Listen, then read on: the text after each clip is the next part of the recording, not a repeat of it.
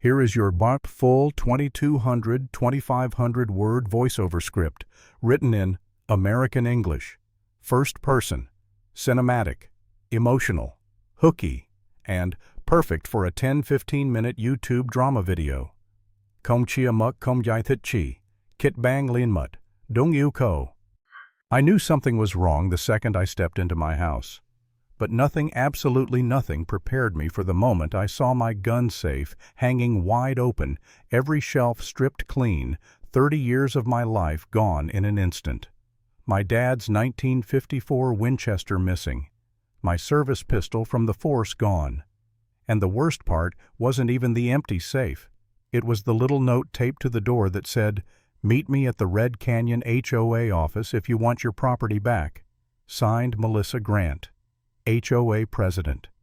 And here's the kicker. I wasn't even in her damn HOA.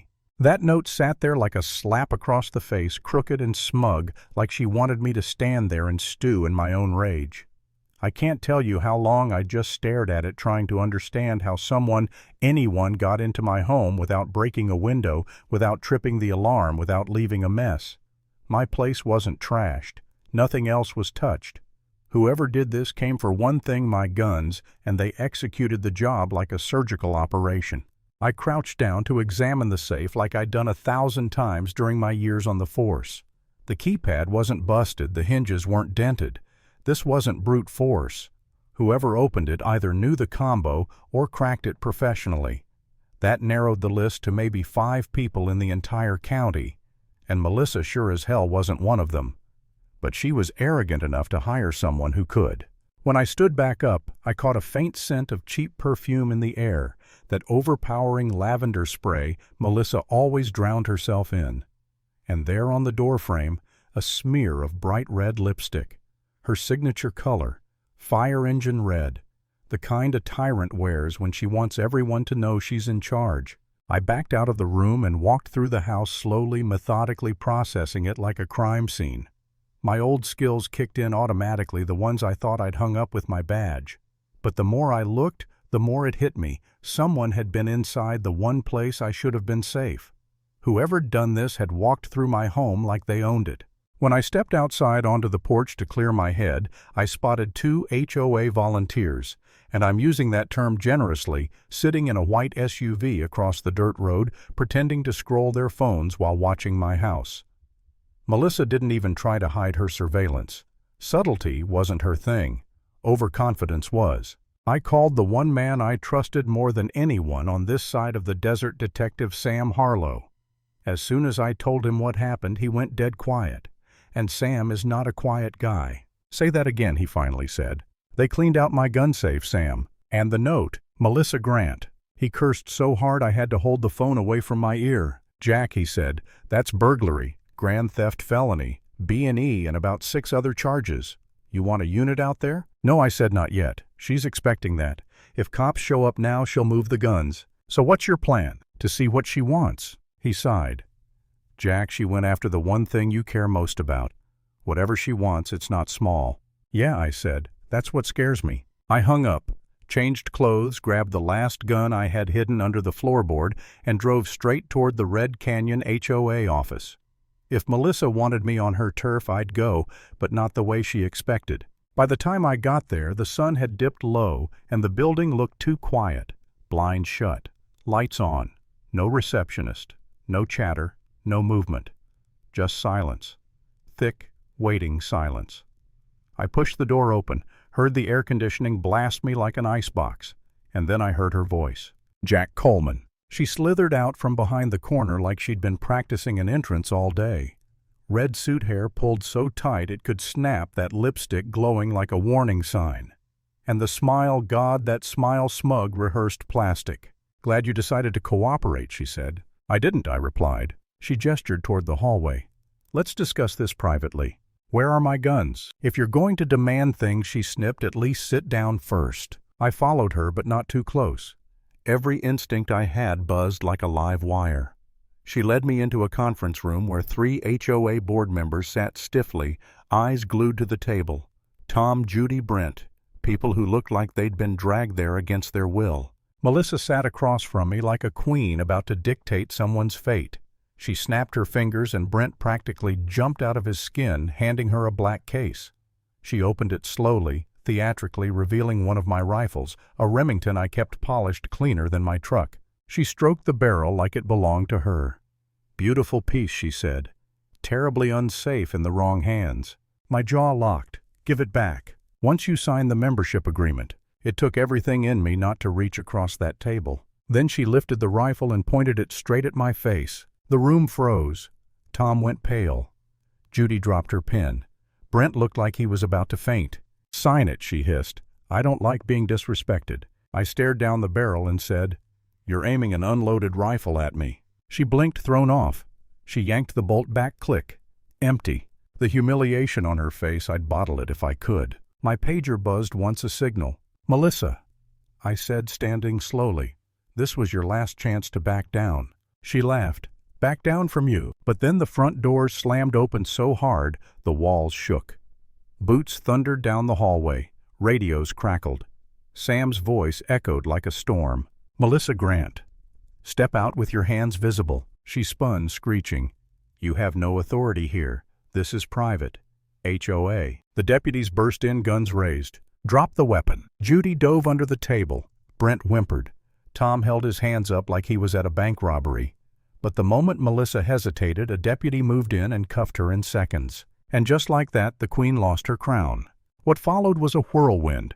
Evidence bags seized, laptops, stuffed filing boxes, financial reports, surveillance photos, illegal firearms, enough to put Melissa away for decades. And through all of it, she kept shouting about her authority, her power, her rights. A full meltdown, the kind that shows you who someone really is when the mask falls off. But something Brent told us after her arrest changed everything. "I didn't break into your house," he stammered. "It was Victor." Victor, the tattooed silent man who'd visited Melissa twice a week. The man who never spoke. The man who handled boxes and carried tools. The man who installed cameras no one knew about. A professional safecracker. "Who does he work for?" I asked. Brent swallowed. "A developer. Someone bigger. Melissa said you were the keystone. The last piece." Keystone. I didn't sleep that night. I couldn't. Because if Melissa wasn't the top of the ladder, then someone far more dangerous was pulling the strings. Someone who wanted my land badly enough to send criminals, safecrackers, and a corrupt HOA president into my home. By morning, the desert was quiet again. Too quiet. And then a black truck rolled up to my gate. Victor. He stepped out casually. Sunglasses, tattoos curling up his neck, hands shoved in his pockets. "Jack," he said calmly, "I just want to talk." "People who just want to talk don't break into my house," I said. He chuckled. "Fair enough. Look, Melissa messed up. And now everything's blown." "ATF knows who you are," I said. "Doesn't matter. I'm not the one you should worry about." He pointed at my property. "They want this land. You're in the way." "Who's they?" "Smart men figure it out," he said. "But be quick. Now that Melissa's gone, they're coming for you." I lifted my pistol slightly. "Get off my property." He smirked. "Next time we meet, it won't be a conversation." And he drove off. For a moment, I just stood there, heart hammering, wondering if maybe, just maybe, I was in over my head. Maybe I should have sold the land years ago. Maybe this was my fault. Maybe I was the one being stubborn, clinging to a place no one else cared about. That was my lowest moment. The point where all the anger cracked and the fear seeped through. The point where I wondered if my dad would have done things differently. If fighting back was worth it. If I should just cut my losses before someone actually got hurt. Then Carol showed up at my doorstep. Gentle, gray-haired Carol from down the road. She told me everything. Melissa wasn't the mastermind. She was the puppet. The real puppeteer. A man named Alan Garrick. A land developer with more money than morals, known for coercing homeowners through HOAs, backroom deals, and intimidation. "He called your land the keystone," she said. "Without it, he can't build his mega-development." Something shifted in me right then. Something hard, rooted, unshakable. Maybe I'd doubted myself earlier, but hearing Garrick's name, that erased every hesitation I had. This wasn't paranoia. This wasn't pride.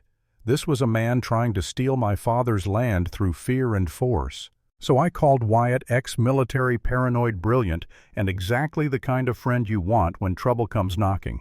We set up sensors, cameras, reinforced locks. We wired the place like a fortress.